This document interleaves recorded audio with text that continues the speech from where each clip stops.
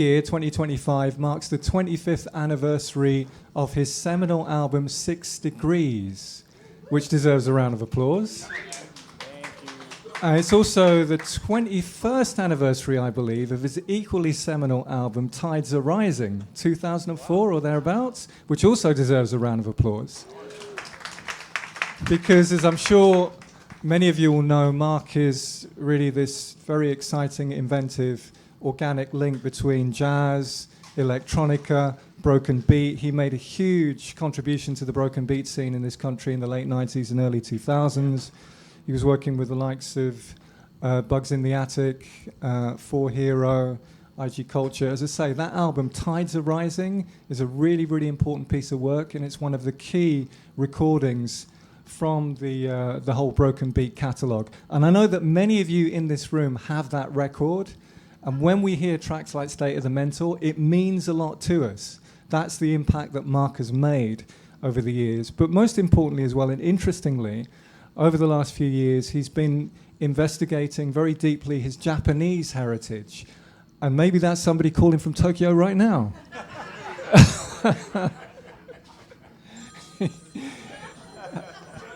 And they won't go away because they really do want to speak to him. I love it. He's been investigating his Japanese heritage. He's made a couple of records already on that theme, and this latest record, which hopefully many of you already have or will buy, released on Impressive Collective, part of BBE, Past, Present, Tone Poems Across Time, a brilliant solo piano, solo keyboard album, which we're going to discuss in depth. And this is a different kind of Q&A because normally you have a chat with the artist and then they'll perform. But this time we have the real privilege and pleasure of hearing Mark perform some of the tracks.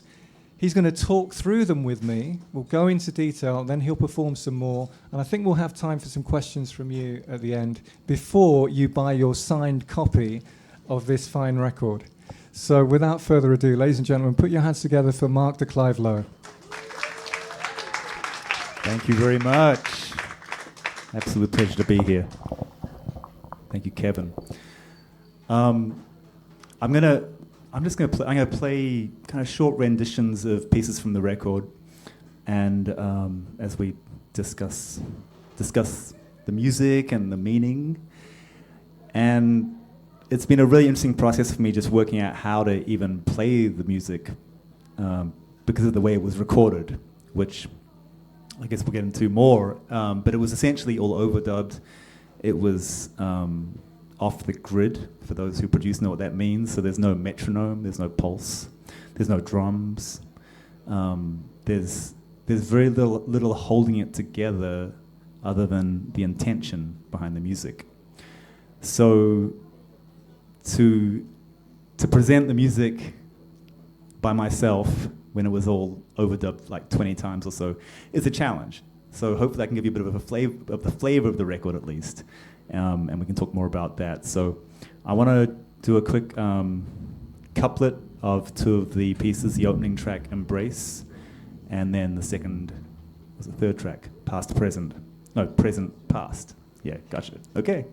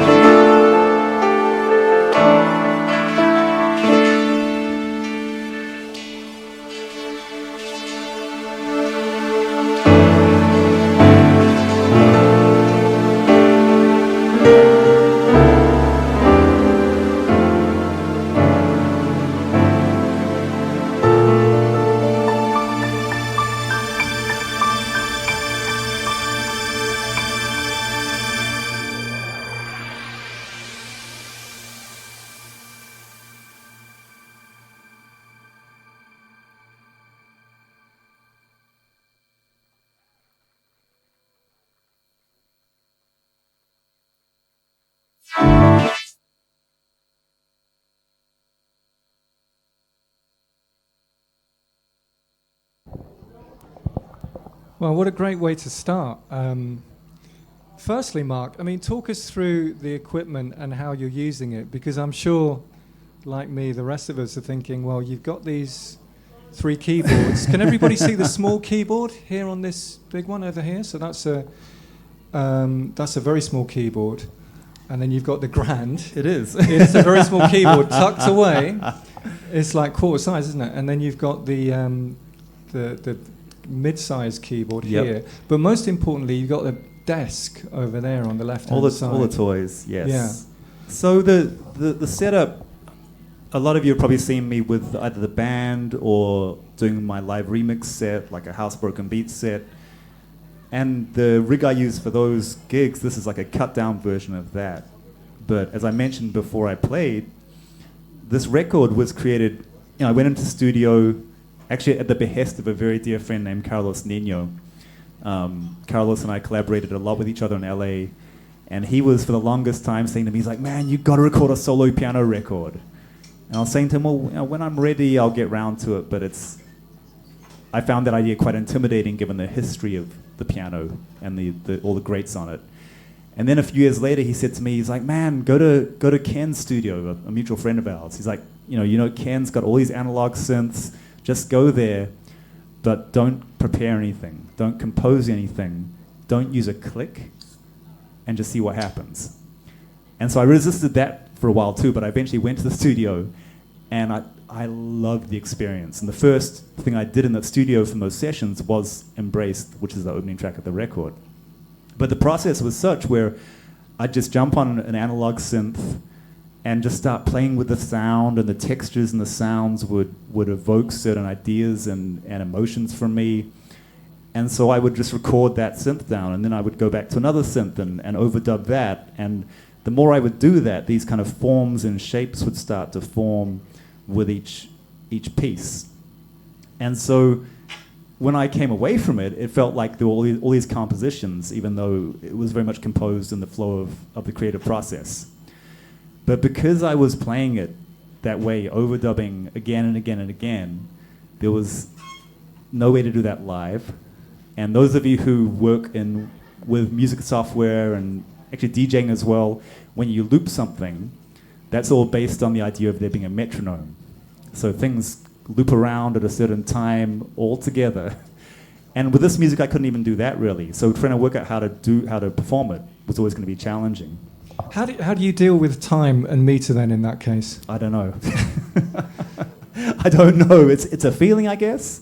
But as far as what I've come up with in this iteration is having a digital piano, which is running MIDI, and so alone by itself, it's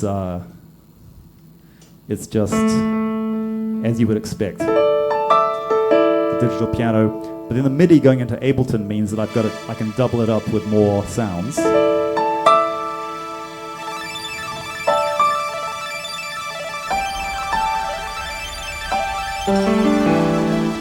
Or I can mute the piano and just have the synths. And then thanks to Ableton, I've got filters on everything and effects on everything, which gives me an amount of control, so to speak. Because there was quite a dramatic moment about a quarter of the way in the first piece where we could hear the really nice string synthesizer effects. You kept them running, and then you brought in the acoustic piano. Yeah, so I've essentially also added loopers into the system, so I can loop up whatever I'm playing, for example. We still have the old loop playing. The technology is challenging, you know.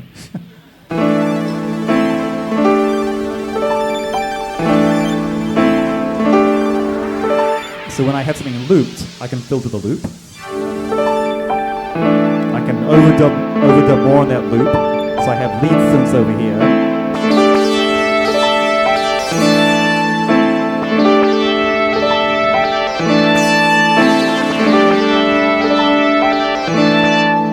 So then I can build up that loop, but then also I can resample that loop onto another looper.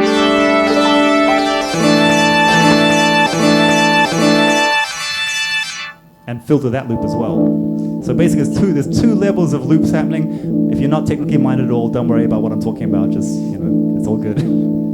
But essentially that allows me to create more layers and more scope for what I want to share. This keyboard I just have running a Moog bass plugin. So that was the other dramatic moment when you moved to the bass after just playing the synthesizer or the grand piano as well.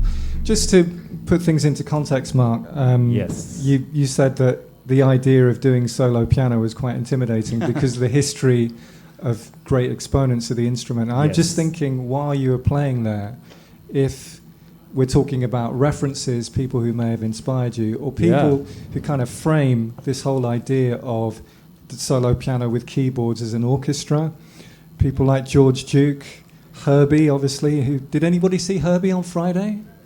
Or Saturday? Yeah, you did. So, Herbie's like a master of doing this. Chick Corea, having several keyboards to give you your own orchestra.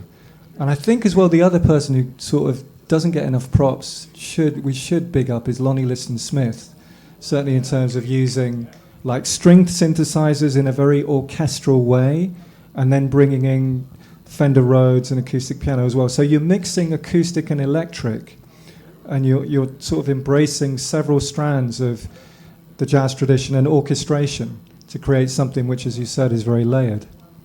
Yeah, I definitely all of the aforementioned. I feel like someone like Vangelis is worth mentioning, as far as someone who was really about layering all these synths. Coming up with beautiful lines on the synthesizer as well. Absolutely. And then for me also Ryuichi Sakamoto. But actually Sakamoto more for the simplicity of structure and just trying to be economical about harmony and melody and how much there is to say as much as possible with as little information as possible. But for me, definitely, Herbie's always been a huge inspiration to me.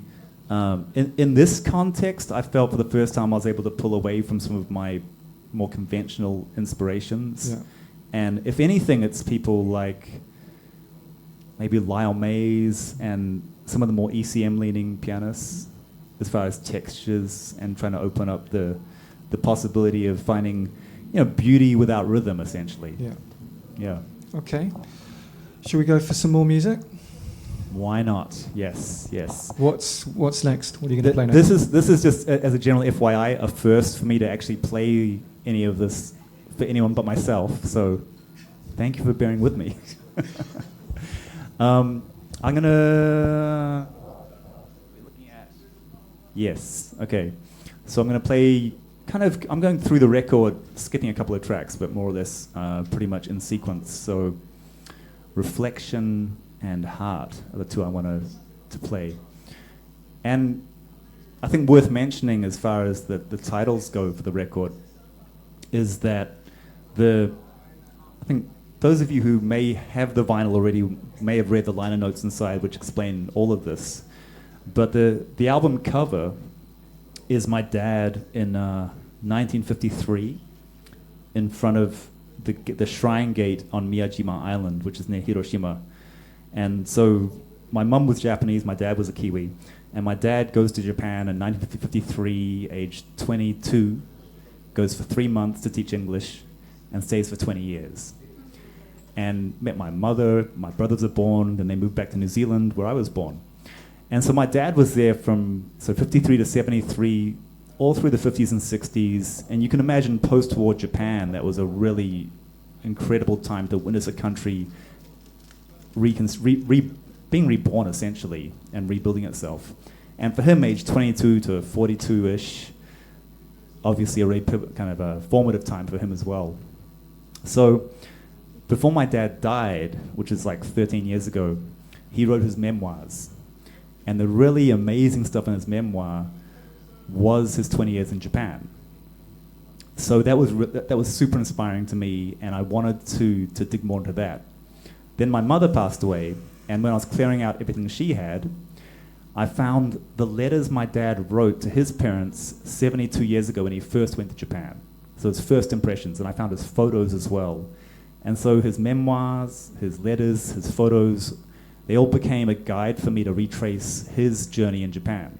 So I did that 2 years ago, thanks to a fellowship fund from the States, I went to Japan and spent 5 months retracing my dad's journey around Japan. And what's really pivotal to this record and what it means to me, and which leads me to these track titles, is that as we sometimes do, I had a testy relationship with my father. We didn't get along that great. And I think as his child, I probably had a lot of judgment around him. And then after, this is over a decade after he dies, I do this kind of pilgrimage. And we never get to know our parents as young people, right, before we're born. And for me, I felt like through this experience, I was exposed to him in a way which I'd never imagined before. And here was this guy who was so strict, so conservative, so overbearing, so self-righteous. He was a no-man my whole life. And then I'm discovering this other version of him that was so open-hearted, open-spirited, loving, and was a total yes guy. Like if any opportunity came his way, he said yes. And that's what facilitated his whole 20 years in Japan. The dad I knew said no to every opportunity that came his way, and that just shut everything down. So these are two different people, right? And for me, literally for the first time in my life, I fell in love with my dad a good 12 years after he died. So to have that kind of posthumous catharsis and healing with him, to me, was super profound. And so this music was actually recorded right before I made that trip. So I'd spent time in the studio, and then I went to Japan, and I had the demo recordings, the rough recordings, on the whole time I was traveling. It became my soundtrack as I traveled Japan. As I travel around, I was recording field recordings, different places I went. There'd be lakes and shorelines and insects and birds and just different things that caught my imagination.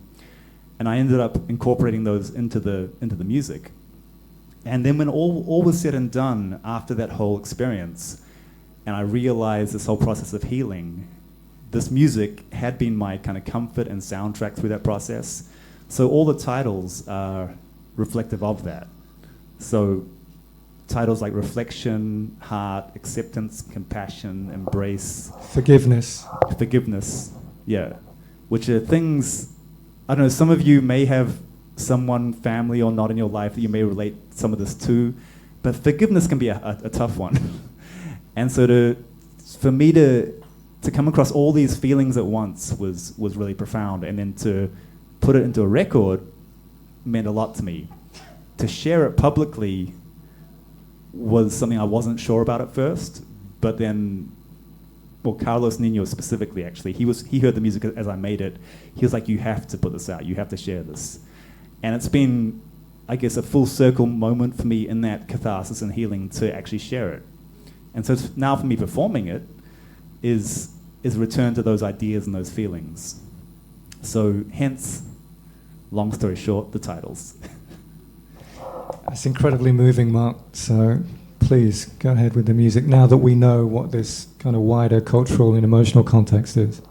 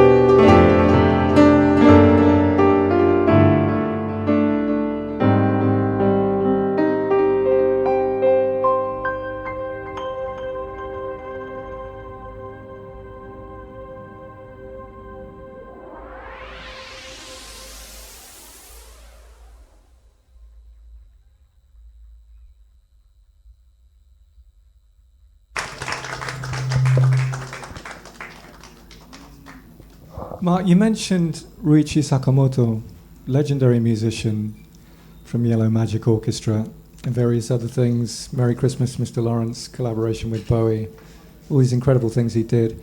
But one of his main sources of inspiration, as far as I understand it, was Debussy and classical music. And when you talked about the need to create a certain amount of simplicity, like distilling things, I think we really heard it in the first part of that track, where you're staying mostly in the middle of the register.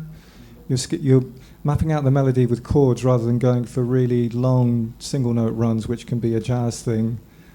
And we got the sense, I think, of something which is distilled and clear among all of these layers. Is that part of the principle? If that's the case, then I'm glad. Hey, man, you should be. I mean, I think there's a challenge in, especially with technology now, you can do so much. You can keep throwing so much at something, and it could be 100 layers of vocals. Yeah. It could be, every plugin and drum sample and everything you have, and the temptation to put so much in. But then I love, it's the same aesthetic in minimal techno. There's nothing going on, but everything is there. So just this idea that less is more, and I think it's an adage that anyone who grows up in the jazz world is definitely told by the elders, less is more, less is more, less is more. But for me, that's a lesson I learned through house music. I remember doing a session with Phil Asher, one of my very first sessions with him. We were the great Phil Asher, yes. Yeah, we can acknowledge Phil. One spirits in the house. He's no longer with us, the restless soul. I think it was the second session we did together. He was remixing a joint by Finny Dolo called Blow, which happened to feature Sonia Sons, great actress from The Wire, on spoken word. Who was part of the whole Nuyorican Poets Cafe scene in New York as well. So I remember being in the studio with Phil, and there was a Wurlitzer there, and I came up with some harmony and laid it down. And I was saying to Phil, I was like, cool, let's do a change. He's like, no, that's it. I was like, cool, well, give me another sound. And he's like, no, that's it. I was like, what do you mean that's it?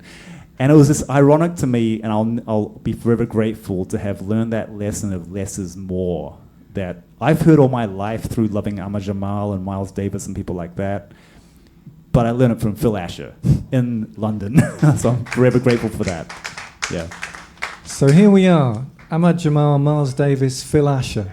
Yes. The new trinity. Before we move on and let's do some more music, I want to focus on this cover. Who has the album already? How many people have got the record? Yeah? Thank you. So this is a really beautiful photograph. You mentioned it. It's if my pronunciation is correct, Itsukushima? Yeah, the shrine is called Itsukushima. In Miyajima? On Miyajima Island, yeah. Now the thing, can everybody see this? I mean, it's quite an incredible structure. It's almost as if the top part, this beam, it seems to be floating in the air. What's amazing, so this is at low tide, and the gate, the shrine gate, it's in the lake. So at high tide, it looks like it's floating in the water. It's pretty spectacular. And what I didn't know till recently is that the whole structure on top is just sitting there. Really? It's not attached. You're joking. It's just the weight of it is just holding it there. Yeah. It's pretty spectacular. Yeah. And you said something very important, tide. So this is on a beach?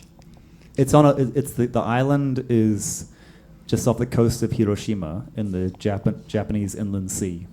Yeah. Did that mean something to your father, the fact that this was close to Hiroshima, the site of this absolutely awful tragedy that happened, the nuclear bomb in the Second World War? I mean, and we talk about healing, peace, these catharsis, things like that. I don't know if that was so top of mind for him where... I mean, he went to Hiroshima in 1953, so this is 8 years after the bomb. It was still a lot of devastation, and a lot of infrastructure hadn't yet been rebuilt. But the American military occupation ended in 1952, so the year before he came. So he's the first the pioneering generation of non-military to come to Japan. And he happened to have this work opportunity in Hiroshima. So if you're in Hiroshima, this is like a 30-minute ferry ride. Like you're going to go to Miyajima. It's the most important temple in the area. So I think it was just a natural process for him in getting to know the area. Yeah. So you went there. I've been there many times. Yeah. What does it mean what does it mean to you personally to be there, to be in this? I mean, this scene? It's magical. Like and it's not necessarily just this place, but all over Japan. But this whole area around Hiroshima, because his journey started there, is very special to me. And there's a Japanese, a Buddhist concept called Dojo Ninin, which is this idea of, in Buddhism, it's the idea where the priest goes on a pilgrimage by themselves and the Buddha is with them. So you're alone, but you're with this supportive spirit. And for me, I was explaining this whole project to a friend of mine in Japan, and he was like, yeah, that's Dojo Ninin. Like, your dad was with you the whole time. And it definitely felt that kind of energy where, having lost both of my parents, that they were very viscerally connected to the experience. What are you going to play next? Yes. This feels like Desert Island Discs almost. Desert Island Discs. but you're doing all the music. I love it. All right, I'm going to play. The next two will be Acceptance and segued with Compassion.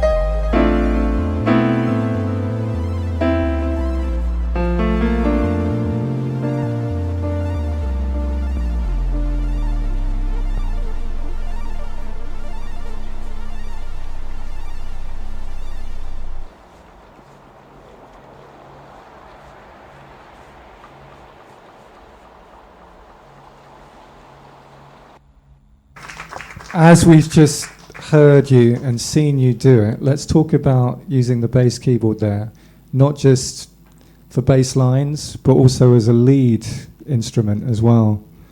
It's a very, very beautiful sound. It's kind of sub-bass. I swear I'm a frustrated bass player. Ah. Like, I'm pretty sure for me, it's led everything. It leads everything for me. Whether it's like the super kind of bright, moogie bass that cuts through like a Bernie Worrell kind of funk bass sound, or something like that, the sub bass. Yeah. For me, some of you may remember a Bahama Deer joint called 118. Yes, indeed. I think it's called 118. Yeah, 118. Yeah.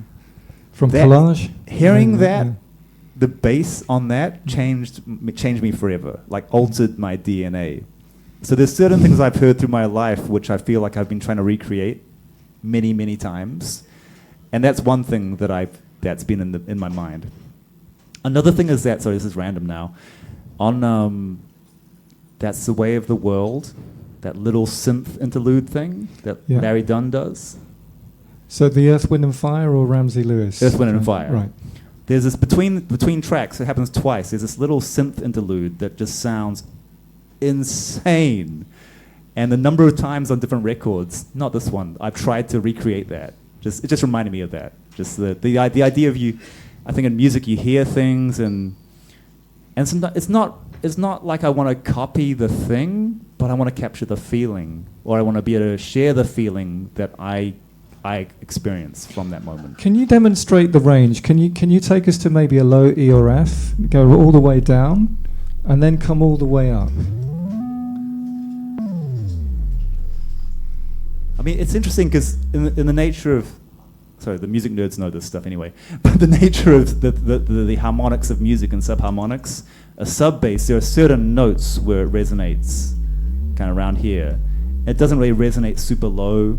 I think it's easy to think the lower the bass goes, the bigger it gets, but it actually loses weight.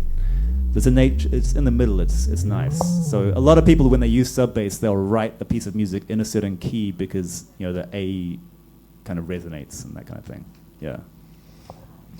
Okay, can we branch out a little bit before you play some more music and talk about the Japanese jazz scene? Because we mentioned, obviously, the broken beat scene in London, gave props to Phil, among others. You mentioned Carlos Nino in Los Angeles. Your time in Los Angeles is very important to you. But you going back to Japan and becoming part of the music scene in Japan has been hugely important. For those of us in here of a certain age, I think when you talk about Japanese jazz and like legendary figures in Japanese jazz, kind of Sadao Watanabe, Taramasa Hino, Hiroshi Fukumura, Makoto Ozone. They were the ones. Absolutely. And interestingly, BBE has had this fantastic catalogue of rare Japanese jazz. Mm-hmm.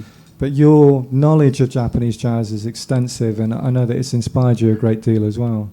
Yeah, I mean, I guess my knowledge is not kind of book smart in the crate digger sense, but two of those people you mentioned anyway, like Sadao Watanabe and Teru Masahino, they're still playing. Like Sadao is 90, I want to say it's 92, 93, and still sprightly, still sounds great. Teru Masahino is in his 80s. He still sounds incredible. And I've never played trumpet, but any trumpet player will probably tell me it's a demanding instrument. You got to play that every day, or it's not happening. Yeah. I saw him recently. He lives in Florida now. He hasn't touched alcohol for 45 years. So he looks like he's 60, but he's 80 some. It's amazing. But so those people like that are hugely inspirational. There's a whole new young generation of Japanese musicians now. I think there was a moment in the 90s where the Japanese jazz scene was very much trying to recreate something which was from elsewhere, which at the time was a kind of Marsalis neoclassical moment that happened in the States. And so there were efforts to emulate that, where a lot of people who were critiquing it felt like it didn't have its own voice. So amazing musicians who played really well, but were still kind of trying to find their own sound. I feel like now there are some incredible musicians there who have, like anywhere in the world at this point with jazz, they found their own voice. Specifically, this young drummer named Shun Ishiwaka, who someone knows Shun Ishiwaka. Shun Ishiwaka, and he's in a class of his own, but he's also indicative of what I'm trying to illustrate. He has never lived outside of Japan. He is a world-class drummer. Like, there's untouchable. Jason Moran comes to Japan, Shun Ishiwaka. Like, whoever it might be, Shun Ishiwaka. And this guy, he's like 30, I think it's like 37, 38. Just prodigiously capable and has his own voice, but clearly coming out of the tradition of Black American music. And so there's more and more people like that, which is really special to be around. And inspiring for me, because everywhere I've been, and London was definitely this. I came to London and met a creative collaborative family that I'd never known before. And that was, like you mentioned, it was Phil, Bugs in the Attic, Digo, IG, that whole West London crew. Then I went to LA and similarly found another community where I got to collaborate and synergize with everyone from Kamasi Washington through to Harvey Mason and there's a whole range of incredible musicians. For me, I think for anyone who does music actively knows this, collaboration is always going to be greater than our solo effort. And for me, that is true in music and life in general. I think any of us who are blessed to have really great friendships and people in our lives know that, like with each other, where we can do more than we can by ourselves. So for me, Japan is that as well, where I can collaborate with amazing people. And as well as jazz musicians, there's electronic artists, people like Kuniyuki Takahashi, who if you haven't heard of, I highly recommend, incredible ambient house techno producer. Daito Manabe, who's an absolute genius. This guy, you may know people like this. You're just like, oh man, I wish I had a plugin that did this, and they just code it right in front of you. It's like, he's like that. It's kind of crazy. Daisuke Tanabe, incredibly, he makes kind of like post-jungle, breakbeat, quite soulful, dark electronica that I've just never heard anything like it before. So yeah, there's a lot of amazing talent there and a lot of opportunity to create and collaborate. And beyond that, on a personal level, it's just Japan being half Japanese and it meaning so much to me, there's an infinite well of inspiration just around me all the time, which is very special. I think we have time for a couple more tracks. Is that right? Are we good for time? Jeff's in charge. Jeff? Jeff's in charge. Yeah. But Mark, it's great if we get a playlist. We can share it to everybody of these artists we're talking about.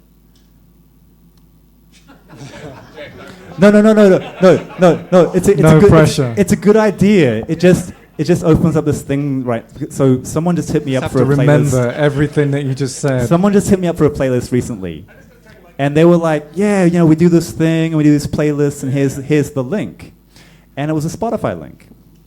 Now I'm going to speak on this briefly and be okay. Thank you.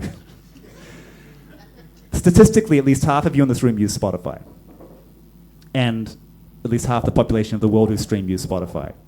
This is some boring shit, but it's important. The CEO of Spotify, a man named Daniel Ek, firstly, he pays us 1/3 of a penny per stream. The label takes half of that. So let's say, what's that, 1/6 of a penny per stream? It's nothing. More importantly, he was the lead investor in an AI drone warfare company.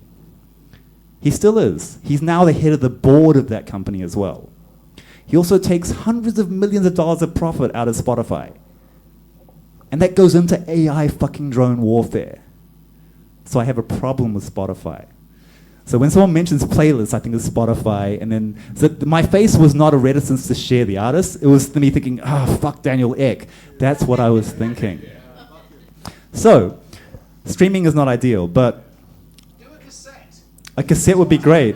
I'd also be quite happy to share a YouTube playlist. Even though Google's not fucking ideal, but Or just a list of artists. and then if someone just heard what I said for the first time and is like, oh, that sounds a bit gnarly, maybe I want to change streaming service. I recommend Tidal personally, but each your own. So yeah, enough on that. Now we know. It was important though. Some music. Yes. Yes. All right. Okay. I'm not going to forgive Daniel Ek, but I will play forgiveness. Forgiveness and past present.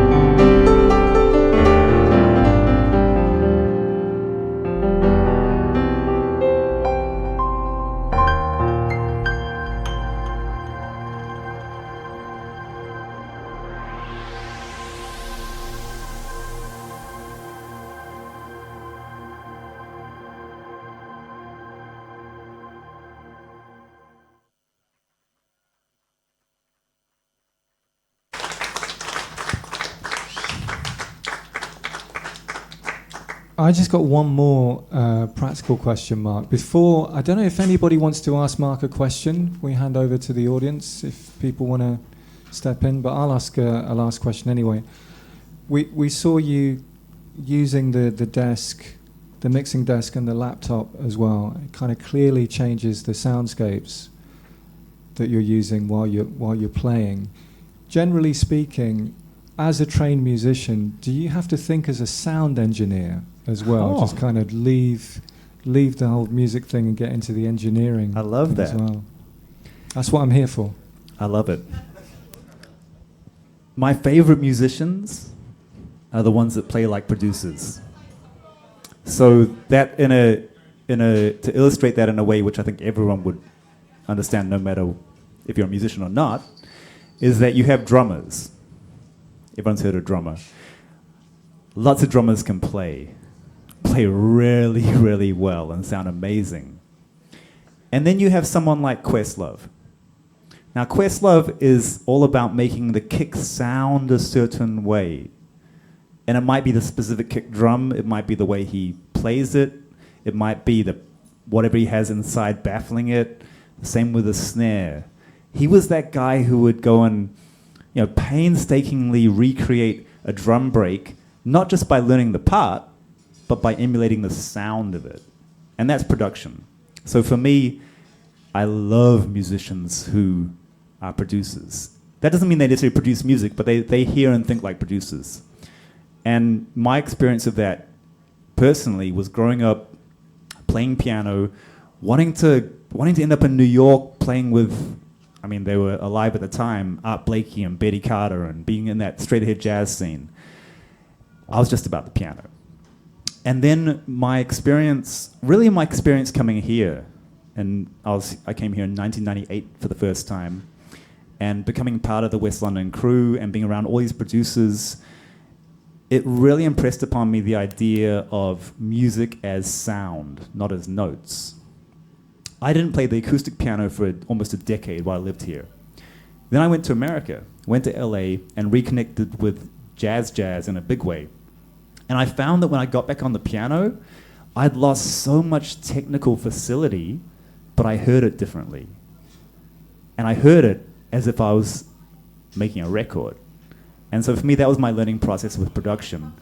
And when it comes to this kind of thing, where in kind of out of necessity and in wanting to create the illusion of the music, is using loopers and filters and different things and sculpting the sound. It's all part of that process for me. It's thinking in a producer sense. Do you have any favorite engineers? Too many to mention. No. Russ Elevato would be Russ the Dragon Elevato. Russ the Dragon Elevato. He, for those who don't know, he recorded, Erica engineered, Badu, and mixed Roy Hargrove. That whole period of peak soulquarianism. Mama's Gun, Electric Circus, Like Water for Chocolate, Voodoo, and continues to do amazing things. He's a special individual. Okay. He's also, point of note, he's not trained. He's self-taught. Love that. Does anybody have any questions for Mark before we wrap up and hand over to Jeff on the decks? If you're going to play, you're not going to play, or to Greg on the decks. Does any? The beauty is that as soon as we finish, someone always comes up and asks a question, Right. like guaranteed. But yeah. Would you consider doing more like film scores? Like that? Yeah, I love the marriage of sound and visual. And when I was living in LA, a lot of people were like, oh, you're in LA, you should be doing film scores. And the issue there that I found was that oftentimes, if there was a scoring opportunity, the reference would be Hans Zimmer or Jerry Goldsmith. exactly. It would be a Something classic. Yes, and that's a skill for sure, no question about it. Where I love soundtrack is in anime, and every anime that I've gotten into that I love the soundtrack and have done some investigation, the director loves the soundtrack musician. to the point where they're like, hey, I want you to do you. I don't want you to do, John Williams. I want you to do you. And so I have this on my bucket list is anime, and I had a really interesting experience 2 months ago. Any PS5 heads in here? Okay, we got one. We got one. So he will appreciate this. In fact, how you appreciate this will gauge anyway, no pressure. So one of my favorite animes, this is a digression, I'm sorry. One of my favorite animes is called Samurai Champloo. And I have a project called Ronin Orchestra, which came out on Albert's Favorites. And the cover is a woodblock print of a sunflower. And every track is a episode title from Samurai Champloo. Samurai Champloo is about this quest for the samurai who smells of sunflowers, so hence the sunflower on the cover. Now, it's a great anime, by the way. Anyway, directed by a guy named Shinichiro Watanabe. Shinichiro Watanabe's first claim to fame was an anime called Cowboy Bebop, which if you like Blade Runner, that kind of thing, recommend Cowboy Bebop. So he's the Scorsese of anime, right? So about 2 months ago, I'm sitting at home, just working on something, check email, and there's this kind of like I thought it was like a Nigerian prince kind of email, but it was from a woman, and she was like, to my kind of generic email or kind of website email. It's like, we're wondering if you'd be interested in creating some music for a new PlayStation game directed by Shinichiro Watanabe. I was like, nah, this is a scam. But then I thought it's too specific, it can't be.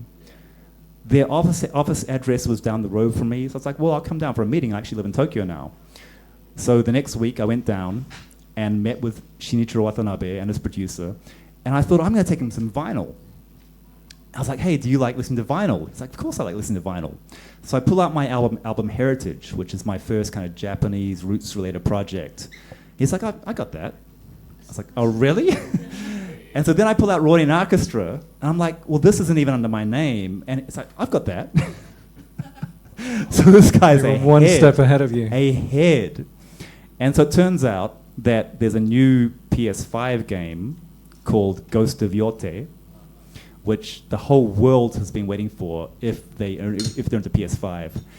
And Ghost of Yote has these secret modes. And there's a mode called Kurosawa mode, which is all Akira Kurosawa's style kind of imagery and sound.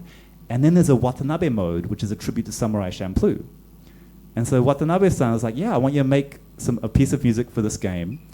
And they gave me a slight bit of direction, like, this section's kind of chill, then it gets to a fight and it's got to get crazy. But do you? I've never had this happen before. At that level. But where someone's saying, just do you, be you. That's all we want, right? Like anyone, if any of you are self-employed, have your own business, are your own creatives, that's all you want. Just do you, because you're dope. And I think that's what anyone in a creative expression field strives for. So to get to that point with him was amazing. And then he comes to the studio when we're mixing and recording. He's just hanging out, like falling asleep, snoring on the couch, and then coming to me like, yeah, it's dope. But it was just a beautiful experience. And all that to say, soundtrack, yes, but I want it to be anime.